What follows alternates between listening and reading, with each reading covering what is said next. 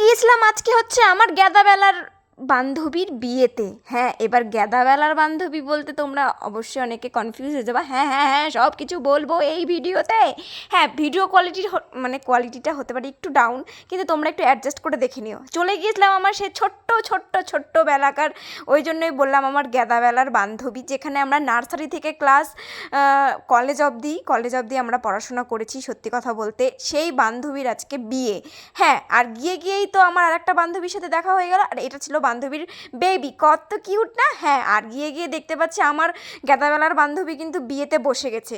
তো যাই হোক, ওর কাছ থেকে গিয়ে একটু ভিডিও করে নিয়ে আসলাম। আর দেখো কত মনোযোগ দিয়ে বিয়েটা করছে, যেহেতু তার 7 বছরের ভালোবাসা পূর্ণতা পেয়েছে গাইস, মজা তো হবেই তাই না? আর মনোযোগ দিয়ে তো করবেই বিয়ে। তো যাই হোক, এই যে ছিল দুজন বর আর বউ, আর আমাকে এদিকে বলছে কিরে ভিডিও করছিস না ছবি তুলছিস? আমি বলছি ভিডিও। হ্যাঁ, দেখতে পাচ্ছ কত খুশি। হ্যাঁ, সত্যি কথা বলতে অনেকই খুশি। আর আমি আর তোমাদের দাদাভাই কিন্তু চলে গিয়েছিলাম, আর এখানে দুজনে একটু ল্যাদ খাচ্ছিলাম।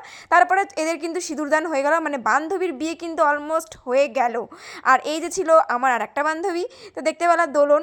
তো যাই হোক, এখানে একটু আমি মানে একটু ঢং করছিলাম, ঢং না করলেই নয়।